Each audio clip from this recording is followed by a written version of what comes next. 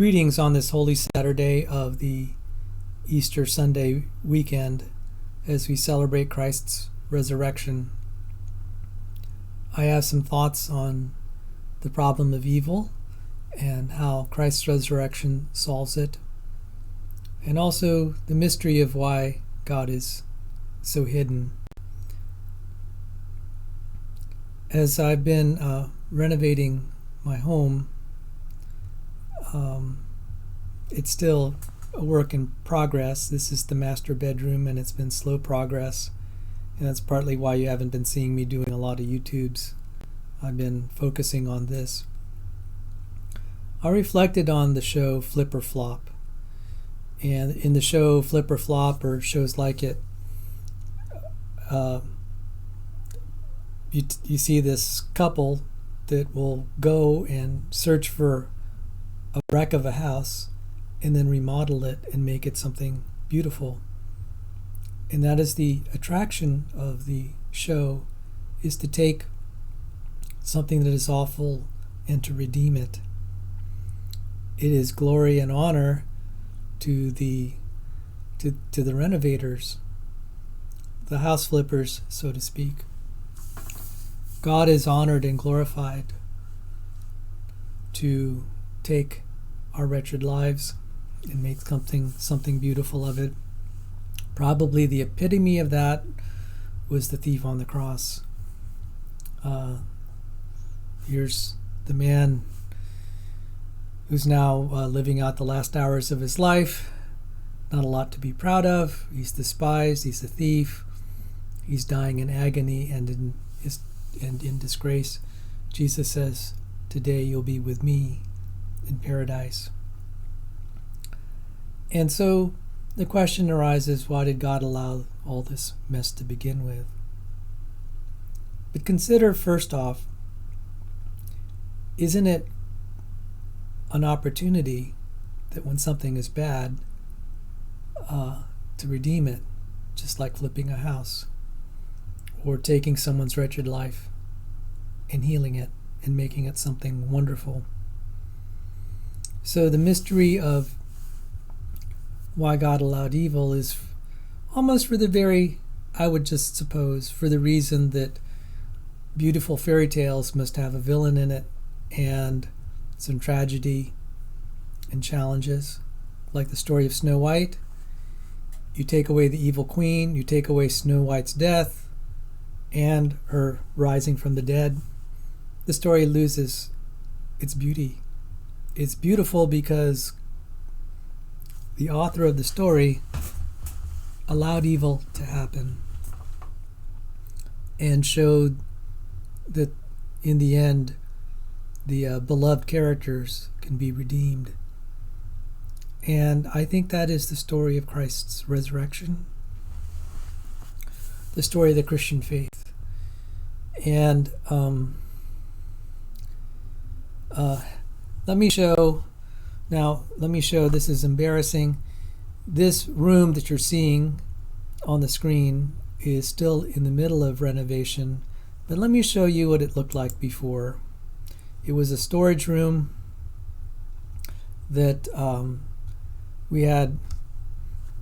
My mother and father owned two houses, and after Dad died, Mom sold one of the houses and kept a lot of the stuff, and this room was a storage room. Let me show it to you when it was a storage room. I'm embarrassed to admit this is the condition. Now obviously the camera angle is very different here. You can sort of figure out the camera angles that were being used. This is a camera angle from the opposite wall. It's the opposite perspective of the one you saw in this picture. Let me show it to you here. So you can imagine the camera. I took a picture from this angle when you saw this picture from that location, and then now the camera for the other picture, for the newer picture, was taken roughly in this location, from this location. So just imagine now, as the room got renovated, I put the camera here and took a picture. I would have taken more pictures had I anticipated how the room was going to be renovated. But you could see now, this is how it looks so far.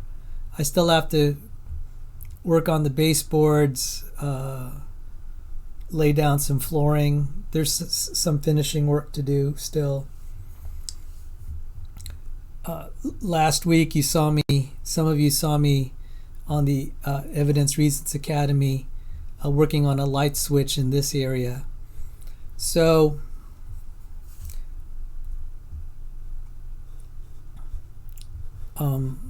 if you'll permit me, let me see now. Hang on. Let me figure out what I'm doing here. Apologies. I'm a little bit confused. That is a picture.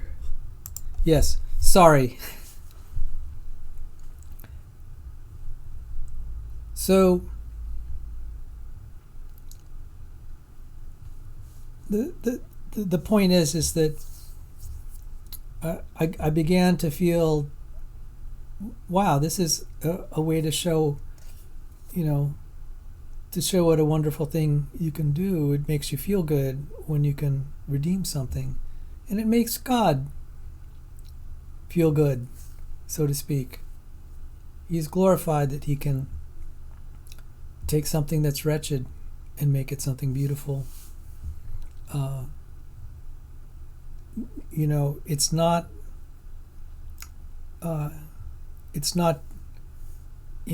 just about the room that's renovated. It's about the skill and the dedication and the love. Jesus is a carpenter, and he said he's going to build for his people many mansions. It took him only 6 days to make all the universe and galaxies. He's spending centuries building us mansions in heaven. We believe that because we have the record of his resurrection and the power of changed lives. So people will ask, well, why don't we all have like a road to Damascus experience where God appeared before Paul and made his presence known? Well, see, there is something about hidden treasure, and something that you least expected to be the most important thing that also glorifies God. It says in Proverbs 25:2, it's the glory of God to conceal a matter, it's the glory of kings to search it out. And that also the kingdom of heaven is like treasure hidden in a field. God wishes to deal with people that really will seek him rather than anything else. I see these people just devoting their lives to vain pursuits like evolutionary biology. Even by their own admission, they don't know that they'll ever be able to prove some of their ideas. Not to mention now in the present day, it's becoming obvious that it's a failing theory. It's nowhere near the stature of real scientific theories like electromagnetism. And there's no salvation in the name of Charles Darwin. Yet I have seen prayers answered. I've heard testimony of credible witnesses like astronaut Charles Duke, the youngest man to walk on the moon, to pray in the name of Jesus and see the blind have their sight restored. It is a mystery why God doesn't heal everyone and answer every prayer, but if God were beholden to every whim we had, he would not be God. He grants miracles at his, according to his will. And so God is hidden. It's by design, but it's not so hidden that you can't find it. One reason I'm committed to the search of the research in creationism and the destruction of evolutionary biology is that to the extent we find that life is created, then there is a creator. To the extent that we find that human life in particular is young, that would attest to the genealogy of Jesus Christ. And therefore, the New Testament can be trusted, therefore the whole Bible. That's certainly more evidence than anything you'll find in evolutionary biology, which conflicts with all known laws of physics and chemistry. I have argued against it vociferously, and I continue to see the progress of creation science during my lifetime. Yes, it does look like there's definitely nested hierarchies in biology, and superficially it looks like there's a progression and like there's a family tree.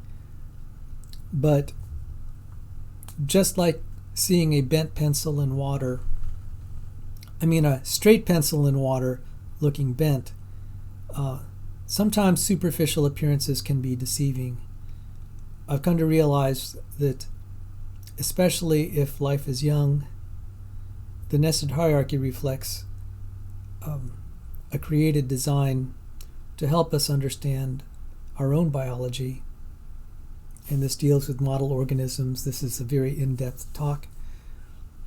And this is true on many levels. I'd have to go into deep science, like something called direct coupling analysis, so you could actually understand that the pattern that allows us to determine protein shape, what they call protein folding, just from the differences in amino acid sequence between across creatures. This is not possible. This would result, a consequence of the pattern that enables us to do this is a nested hierarchy at the molecular level. The nested hierarchy can also argue against evolution, and that's another story. And also the model organisms, the progression from simple to more complex, is a beautiful way that we can do science. It's highly optimized, where it's almost like a stairway we can climb. We don't have to try to get to the top of the mountain in one leap. God has provided a stairway. And so my Easter Sunday thoughts are,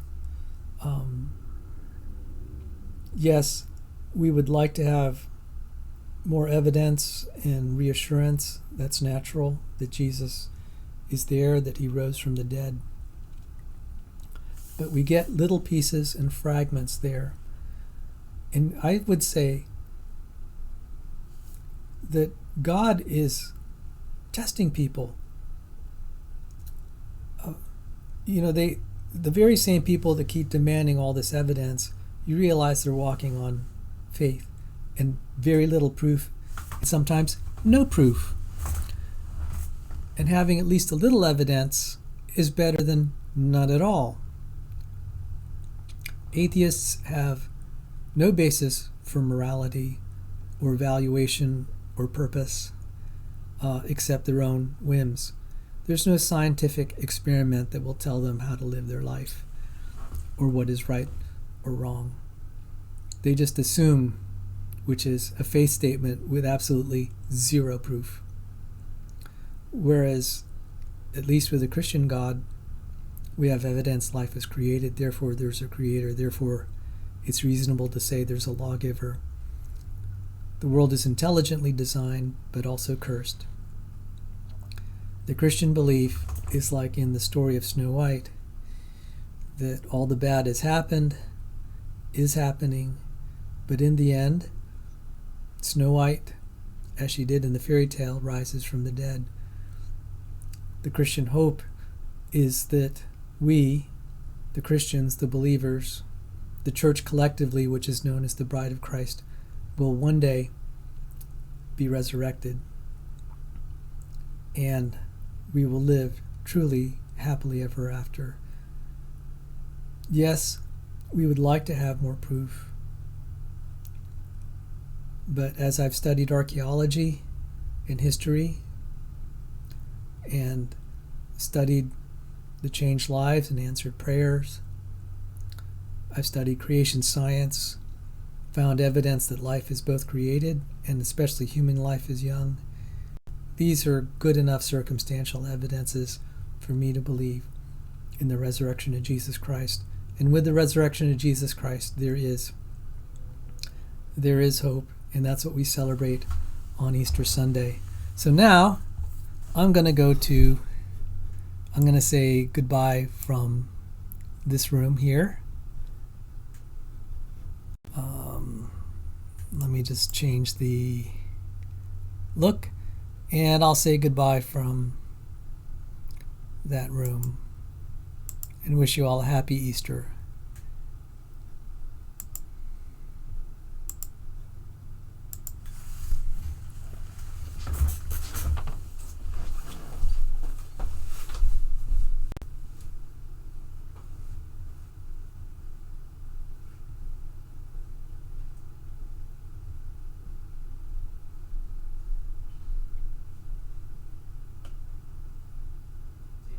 Take care, and God richly bless you. Have a happy Easter.